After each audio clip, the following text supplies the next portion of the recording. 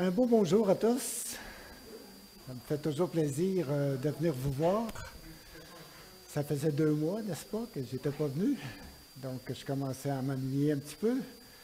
Mais voici ce matin, c'est bon. Merci Claudette pour ton témoignage. En réalité, ton témoignage, c'est vrai comme si tu m'as mis un petit peu la table de qu'est-ce que je vais partager ce matin. Parce que ce matin, je vais partager justement sur cette grâce que le Seigneur nous fait. Ma grâce te suffit, c'est ce que l'apôtre Paul dit, n'est-ce pas, dans 2 Corinthiens 12, 9.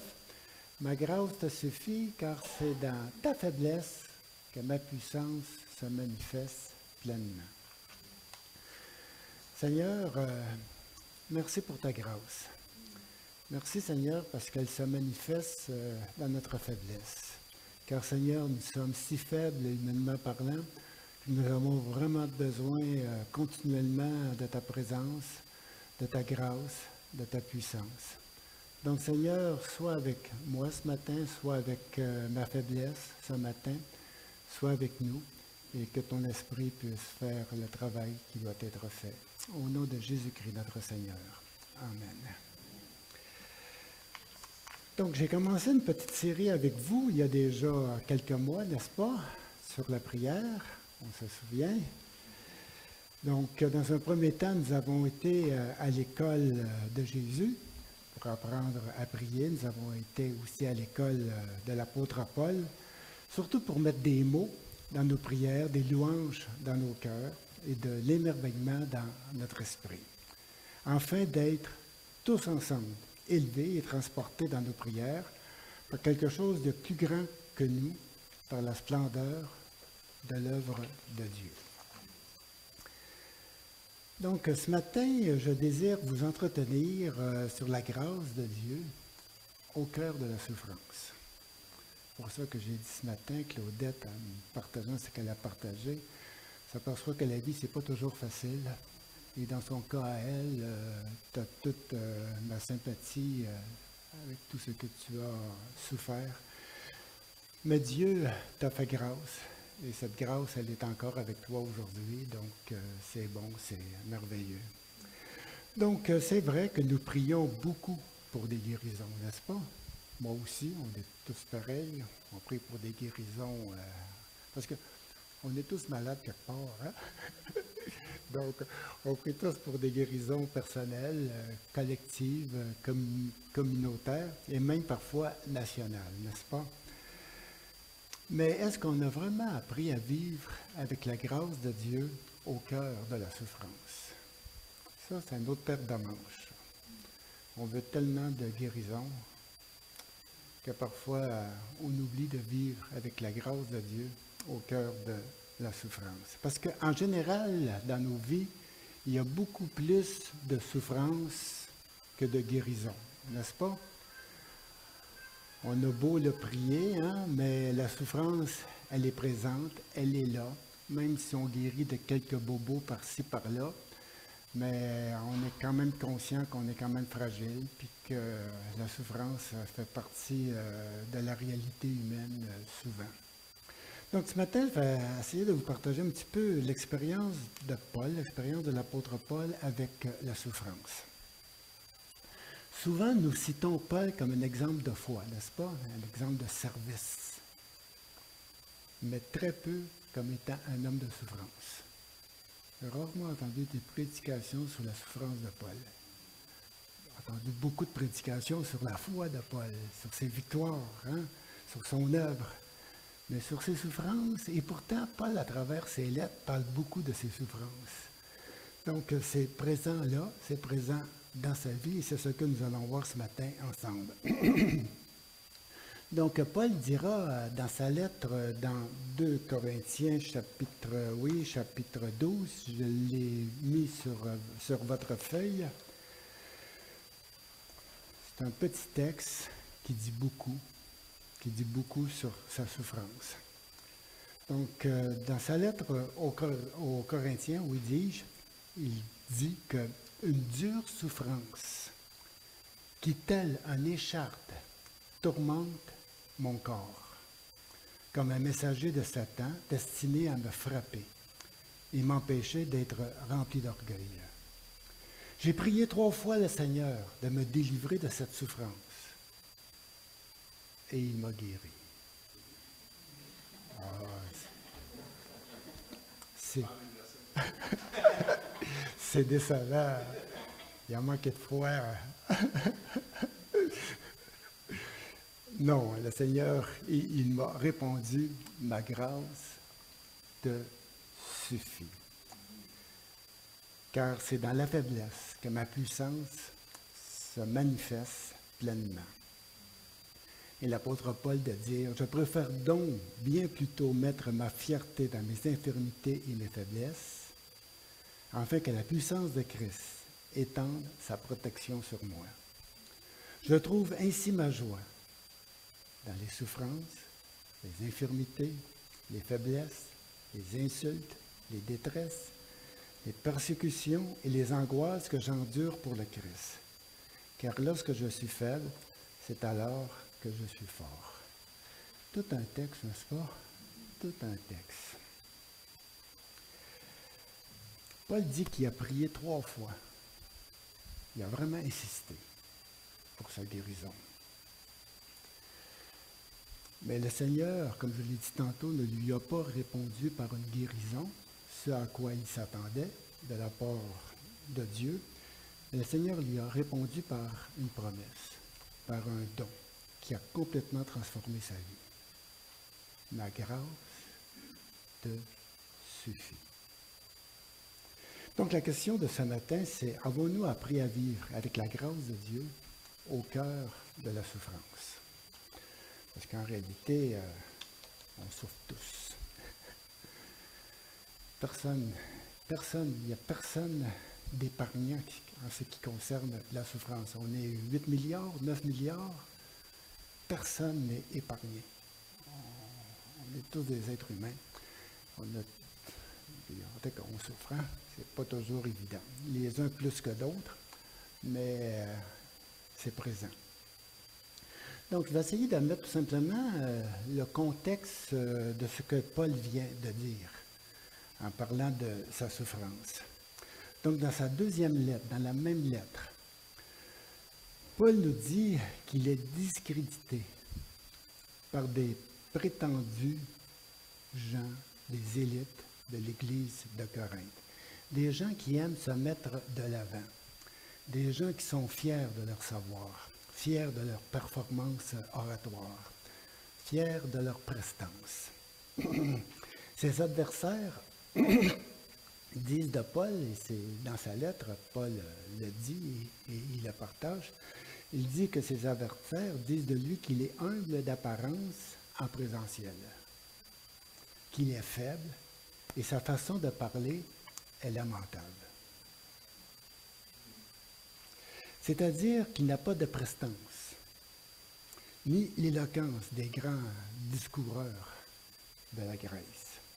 Que le contenu de son discours n'est pas à la hauteur des standards de la rhétorique des grands sages. On dit de lui qu'il manque d'autorité, qu'il n'a pas de notoriété auprès des autorités civiles et religieuses.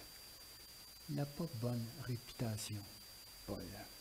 Il est toujours contesté, toujours humilié, toujours traduit en justice, prison, flagellation, ainsi de suite. Écoutez, pas beaucoup de prestance, donc aussi pas bonne réputation. Même dans notre société, ceux qu'on met souvent en prison, ce ne sont pas les gens les plus réputés, n'est-ce pas? Donc, Paul en fait aussi partie. Comme on dit aujourd'hui, il ne fait pas le poids en comparaison des grands discoureurs de son temps. Paul sait très bien que son message n'est pas à la hauteur des attentes de la sophia grecque, c'est-à-dire de la sagesse grecque.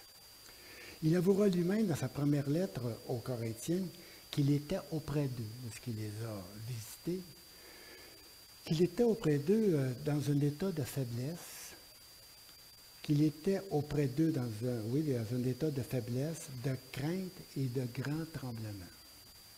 Êtes-vous surpris? Un grand homme comme Paul, qui partage son insécurité profonde à l'intérieur de lui. Il dit, j'étais auprès de vous dans un état de faiblesse, de crainte et de grand tremblement. Et que sa parole et sa prédication ne reposaient pas sur les discours persuasifs de la sagesse humaine. Paul sait très bien que le message de la croix ne fait pas le poids en comparaison au discours philosophique des grands sages. Chez les Juifs, la croix est considérée comme une offense à sa majesté divine, un Messie humilié, crucifié est un scandale, un déshonneur. Chez les Grecs, la croix est considérée comme une pure folie. Mais pour Paul, elle est sagesse et puissance de Dieu. La sagesse et la puissance de Dieu ne se manifestent pas toujours de façon qu'on pourrait le penser. Jésus lui-même dira que le règne de Dieu ne vient pas de façon à frapper les regards. Donc Paul, pour sa défense, au lieu de vanter ses forces et ses victoires pour établir sa crédibilité, il fait une description de ses faiblesses, de ses soi-disant faiblesses, de ce qu'on lui reproche tellement, pour attester la puissance de Dieu. Il dira dans sa lettre, et cela je vous l'ai écrit sur la feuille que je vous ai transmise à l'endos, il dira dans sa lettre, dans mes nombreux voyages, j'ai connu les dangers dus aux rivières qui débordent ou aux brigands. Un petit peu s'imaginer l'apôtre Paul à travers tous ces voyages, avec les inondations au printemps en Turquie, un peu partout. J'ai visité la Turquie, il devait y avoir il y a des vallées, des ballons, ainsi de suite, il y a des rivières. Donc, c'était pas toujours évident. Les routes n'étaient pas comme les routes le sont aujourd'hui. Donc, il dit, j'ai connu les dangers dus aux rivières qui débordent ou aux brigands cachés sur les coins, sur les recoins. J'ai connu les dangers dus à mes compatriotes juifs ou à des non-juifs. J'ai été en danger dans les villes et dans les lieux déserts, en danger sur les mers et en danger parmi les faux frères. J'ai connu des travaux pénibles et de dures épreuves. Souvent, j'ai été privé de sommeil. J'ai eu faim, j'ai eu soif. Souvent, j'ai été privé de nourriture. J'ai souffert le froid et du manque de vêtements. 3 fois, j'ai fait naufrage. Et une fois, je suis resté un jour et une nuit accroché à une épave au gré des vagues. On peut s'imaginer un petit peu le bateau. Hein? Le bateau, il fait naufrage, il se défait. Et Paul essaie de trouver un madrier quelque part pour s'accrocher après. Donc, c'est vraiment pas évident, en 24 heures, laissé comme ça, au milieu de la mer, de la Méditerranée, qui est la mer du coin. Hein. Il dit, j'ai été en prison et frappé, et en danger de mort fréquemment. 5 fois, j'ai reçu des Juifs la série de 39 coups de fouet. Savez-vous combien que ça fait, 5 fois 39? Ça fait 198, je pense, coups de fouet. Donc, oui, c'est vraiment pas évident. 3 fois, j'ai été battu à coups de fouet par les Romains. Et une fois, on m'a blessé en jetant des pierres. Vous savez, c'est quoi une lapidation? Quand on met quelqu'un au bout de la rue et qu'on ramasse des pierres et qu'on jette des pierres, et même Paul dit qu'ils l'ont laissé là comme mort. En Asie, il dira, nous étions écrasés, à bout de force, au point même que nous désespérions de conserver la vie.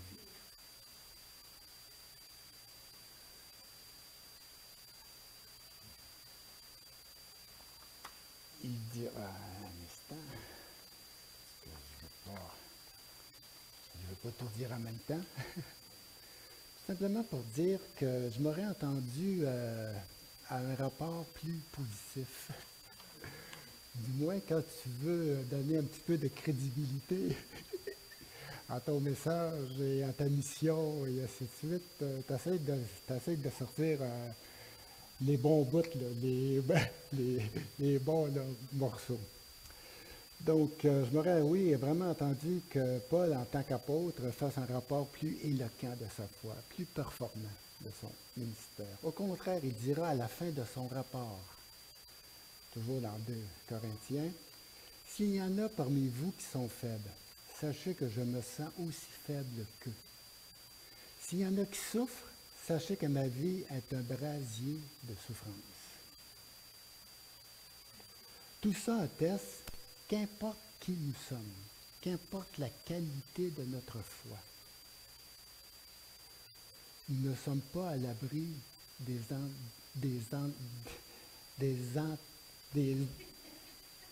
intempéries de la vie.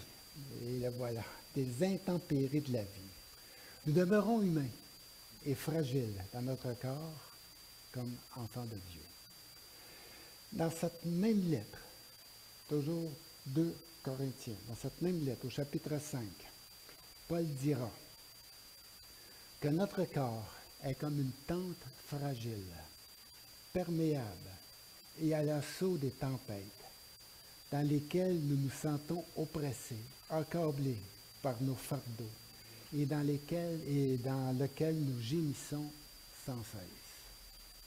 Au chapitre 4, il dira, où il compare notre corps à un vase d'argile qui peut se briser à n'importe quel moment. C'est ça, hein? De l'argile, un vase, échappez-le par terre et le vase se brise. Hein? Donc c'est quand même fragile, un vase d'argile. Puis il compare notre corps vraiment à une masse d'argile, vraiment fragile. Il ne faudrait pas croire que la foi est une assurance tout risque, comme vous le savez. Une protection contre la maladie et la souffrance. Qu'elle peut nous sauver des naufrages de la vie. Souvent d'ailleurs, à travers l'histoire de l'Église, ceux qui ont le plus souffert, c'était ceux qui avaient une grande foi. Car il faut avoir une très grande foi pour vivre dans l'espérance lorsque tout va mal, lorsque l'épreuve déborde comme un fleuve. C'est facile d'avoir la foi quand tout va bien. C'est facile d'avoir la foi lorsque tu as des victoires, lorsque tu as des guérisons, parce que ça t'encourage. Tu dis, wow! Mais quand rien ne va, quand c'est de pire en pire, et moi je dis que les gens qui ont le plus de foi, ce sont ceux qui sont capables de garder la foi à travers les pires épreuves. Parfois, souvent ceux qui font des exploits, on dit que ce sont des gens de foi, hein? Puis on dit toujours, si on avait une grande foi, on pourrait transporter des montagnes. Mais Paul ne semble pas avoir transporté beaucoup de montagnes. Hein? Ça n'a pas vraiment été facile. Et pourtant, c'est un apôtre. C'est quand même pas n'importe qui. C'est Paul. Qui sommes-nous? Parce qu'on est mieux. Donc, nous aussi, on est fragile. Nous aussi, on est appelé à souffrir. Ainsi donc, Paul, au lieu de mettre en valeur ses prouesses spirituelles, il fait un portrait de sa fragilité humaine pour démontrer la puissance de Dieu dans sa vie. Si Dieu est capable de faire des choses avec un vase de terre, il y a quelque chose qui se passe là. Ça, c'est sûr et certain. En d'autres mots, il dira, si Dieu a pu faire son œuvre malgré toutes mes limites humaines, c'est que la puissance de Dieu, elle est grande. Paul décrit sa souffrance, comme on l'a lu tantôt, dans des termes très, très, très forts. Il dit une dure souffrance, telle une écharde, tourmente mon corps. Il est tourmenté continuellement par quelque chose. Il dit c'est comme un messager du diable qui me rentre dedans, qui me frappe, oui, comme qu'on frapperait quelqu'un à coup de poing. Il dit, littéralement, là, les mots qui sont là sont beaucoup plus forts que les traductions dont les gens, parce qu'en réalité, lorsque c'est écrit telle une écharde, il dit ça, une écharde, hein, une écharde, ça chatouille un petit peu, ça fait mal. Mais c'est pas de cette écharde-là qu'il parle. Le mot qui est là, c'est un mot qui est très très fort. Il dit que sa souffrance est comme un pieu dans son corps. Un éclat de bois très douloureux qui le pénètre. Donc, c'est plus que tout simplement d'être affalé un petit peu par un petit bobo par-ci, par-là. Et il dira aussi, c'est comme un adversaire qui me frappe durement à coups de poing pour me rappeler sans cesse ma fragilité. On ne sait pas exactement à quoi consistait cette souffrance dont Paul parle. Certains ont pensé que c'était une maladie des yeux. Dans sa lettre aux Galates, Paul dit que lorsqu'il est arrivé chez eux, les gens auraient voulu arracher leurs propres yeux pour en faire don à l'apôtre Paul. Parce qu'on sait que l'apôtre Paul n'écrivait pas ses lettres lui-même. Hein? C'est toujours quelqu'un d'autre qui écrit ses lettres. Puis dans sa lettre aux Galates, il va dire, vous voyez, c'est moi-même qui ai écrit votre lettre. Je l'ai avec de gros caractères. Donc Paul, on pense qu'il y avait vraiment une maladie des yeux, ce qui l'empêchait parfois de faire un ministère comme qu'il aurait vraiment aimé le faire. Donc il était peut-être handicapé à ce niveau-là. Ou tout simplement, c'est peut-être à cause de ses nombreux voyages dans des régions infectes et insalubres, il aurait eu des parasites dans son corps causés par des piqûres de moustiques qui se manifestaient par des fièvres. Il y a des maladies comme ça dans les endroits où c'est plus humide, plus chaud. Donc, puis il n'y avait pas de vaccin à l'époque, là. Donc, parfois les gens, oui, pouvaient vraiment en souffrir et en mourir aussi.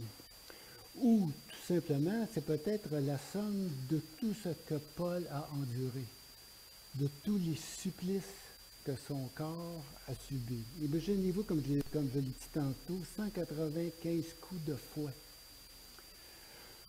3 fois battu par les Romains. 3 naufrages. Lapidé une fois. Privé de toutes sortes. Nourriture, froid. Qui sont probablement comme un pieu entré dans son corps qui l'a fait souffrir. Dans sa lettre aux Galates, il dira, lorsqu'il est arrivé chez eux, il dira qu'il porte dans son corps les cicatrices et les marques de sa souffrance. C'était apparent chez lui. Il dira dans sa lettre aux Galates, il dit, lorsque je suis arrivé chez vous, la vue de mon corps était épouvantable pour vous. Et pourtant, vous ne m'avez pas méprisé ou repoussé. Au contraire, vous m'avez accueilli comme un ange de Dieu, comme Jésus-Christ lui-même. Je comprends, il venait de se faire lapider. Donc, il est arrivé là-bas pas mal massacré, n'est-ce pas? Et donc, il dit, et justement ça, il dit là, que la vue de son corps était épouvantable pour vous. Donc, peu importe l'objet de sa souffrance, que ce soit ses yeux, que ce soit des piqûres d'insectes, que ce soit la somme de tous les supplices qu'il a subis, c'est comme qu'il a dit, c'est comme un pieu qui lui rentre dedans, qui lui rentre dans son corps et qui le fait souffrir cruellement. Il dit, j'ai prié le Seigneur 3 fois. 3 fois pour une guérison. 3 fois pour être délivré de cette souffrance infernale qui me frappe continuellement dans mon corps. Vous ne savez pas que Paul avait souffert? On ne présente pas souvent ce côté-là de l'apôtre. Et la réponse du Seigneur, ça a été « Ma grâce te suffit ». En d'autres mots, ma présence, ma bonté, mon soutien sont entièrement suffisants, car c'est dans ta faiblesse, et j'ai besoin de ta faiblesse pour manifester ma puissance à travers toi. Il a demandé à Dieu la guérison, la délivrance de ses souffrances, et Dieu lui a donné une promesse d'amour pour le soutenir dans les moments les plus difficiles de sa vie. Je suis avec toi tous les jours, jusqu'à la fin de ta vie. Tous les jours, je serai avec toi. Tous les jours, je serai ta force. Tous les jours, je serai à ton soutien. Qu'importe ce que tu vis. qu'importe ce qui t'arrive. Je vais être avec toi tous les jours. Donc, comme vous le savez, Jésus, comme on le voit chez Paul, il ne nous a pas promis la guérison de tous nos bobos, la santé, la prospérité, le succès. Et vous le savez. Et on l'apprend avec le temps. Hein? Ça fait partie de notre réalité humaine. Ça ne dépend pas de notre foi. Il faut sauter ça de la tête. Je l'entends trop souvent, ça. Où est-ce qu'on rend les gens... Où est-ce qu'on crée de la culpabilité chez les chrétiens à cause s'ils auraient plus de foi, il y aurait moins de misère. Le gars ou la fille en ont déjà de la misère. Puis on lui rabat ça par-dessus elle en disant « il te manque de la foi ». Quel découragement! Et avec Paul, on aurait pu faire la même chose aussi. Hein? Pourquoi passer 24 heures accroché après un morceau de planche au milieu de la mer? Pourquoi faire par 3 naufrages? Est-ce que Dieu n'aurait pas pu le protéger, le garder? Est-ce que Dieu n'aurait pas pu lui faire éviter quelques coups de fouet, de faire en sorte qu'il puisse s'échapper quelque part par un tunnel ou je ne sais pas trop quoi? Pas du tout. Épreuve par-dessus épreuve. Souffrance par-dessus souffrance. Ça ne semble pas s'arrêter dans la vie de Paul. Donc, comme nous, oui, comme nous tous d'ailleurs, nous avons fait un jour ou l'autre l'expérience de la grâce de Dieu au cœur de nos souffrances. J'aimerais tout simplement vous partager un petit peu, moi, ce qui m'a amené à vous partager ça, là. Comme vous le savez, il y a une trentaine d'années, j'ai fait un burn-out assez grave, oui. J'ai dû m'absenter pendant une année complète, de me retirer du ministère. Ensuite, ça m'a pris au moins 3 ans à me rétablir complètement. J'avais l'impression d'avoir une jambe handicapée toujours, parce que ça prend du temps pour arriver à un burn-out. Et ça prend du temps pour s'en sortir.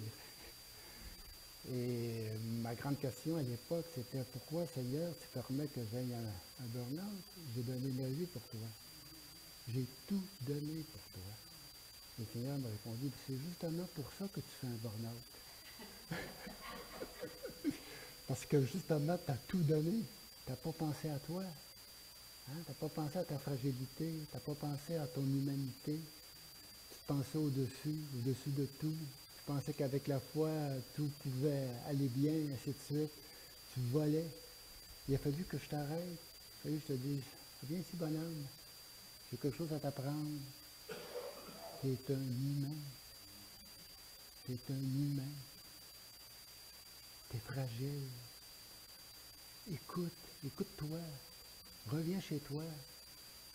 Et Seigneur, pendant environ 1 an, 2 ans, il m'a vraiment ramené chez moi. Il m'a vraiment fait du bien. Il ne m'a pas guéri comme ça, là, hein? Pourtant, les gens priaient pour ça. Puis moi aussi, je priais pour ça. Pas du tout. Il ne voulait pas me guérir. Il voulait prendre le temps de m'apprendre que je suis un être humain. Ça prend du temps, ça, pour apprendre ça. Et surtout, lorsqu'on se pense très fort, écoutez, j'ai une trentaine d'années, j'ai jamais été malade, j'ai une santé de fer, j'ai aucun problème, l'avenir est devant moi, les projets sont là, il n'y a plus rien qui m'arrête, la foi, Dieu, Jésus-Christ, le monde est devant moi, là, hein, il n'y a plus rien qui peut m'arrêter. Je suis pasteur à l'église de Saint-Eustache, on vient de bâtir un gros bâtiment, on est 250 personnes. On est en train de faire un projet pour construire un autre bâtiment à côté de 700 places. C'est pour ça qu'on a acheté le terrain à côté. J'étais parti. Je m'étais complètement oublié. Le Seigneur m'a dit, Robert, reviens à la maison, reviens chez toi. Et le Seigneur a permis vraiment que ce temps-là soit vraiment un temps béni. Un temps très, très, très, très, très béni. Un temps pour faire la paix avec moi-même, un temps pour faire la paix avec ma fragilité. un temps pour me réconcilier avec, bon, je vais dire comme ça, avec mes fragilités, avec mon humanité, tiens. De me réconcilier avec moi-même. On a de la misère à faire ça, hein? On veut pas. C'est pas facile de s'accepter dans notre humanité. D'accepter qu'on ne peut pas tout faire, d'accepter qu'on a certaines limites, d'accepter qu'on ne sait pas tout, qu'on ne fait pas tout. C'est quelque chose qu'il faut vraiment apprendre, tranquillement, pas vite. Et j'ai l'impression que plus qu'on vieillit, plus qu'on s'en rend compte que c'est vrai. Donc, on se rend compte de plus en plus qu'on est vraiment fragile. Donc, ainsi, oui, la grâce de Dieu est entièrement suffisante. Et cette grâce de Dieu m'a accompagné durant toutes ces années que j'ai été vraiment dans cette fragilité de ma vie. Pas de guérison, mais le Seigneur était là. Le Seigneur était là. Et ça a été mes plus belles années. Je vous le dis, là, ça a été parmi mes plus belles années parce que j'ai fait la paix avec moi-même. J'ai fait la paix avec mon humanité. J'ai fait la paix avec ce que je suis. Et ça fait du bien. Et la guérison, c'est là qu'elle se fait. Il aurait pu me guérir, hein? Fini le burn-out. J'aurais rien appris. Absolument rien. Robert, j'ai besoin de ta faiblesse. J'ai besoin de ce que tu es. Et c'est à travers ce que tu es que je peux vraiment me manifester. Quand tu es fort, je suis faible. Quand tu es faible, je suis fort. C'est drôle à dire, hein? C'est presque ça, d'une certaine façon. Donc, l'apôtre Paul va terminer en disant qu'aujourd'hui, oui, il va dire « Je trouve ma joie ». Et ça, je ne sais pas comment il fait, là, mais peut-être c'est écrit ça. Il dit « Je trouve ma joie dans les souffrances, dans les infirmités, dans les faiblesses, dans les insultes, dans les détresses, dans les persécutions et les angoisses que j'endure pour le Christ. Car lorsque je suis faible, c'est alors que je suis fort. » Donc, je vous laisse avec ça ce matin, que le Seigneur puisse vous bénir.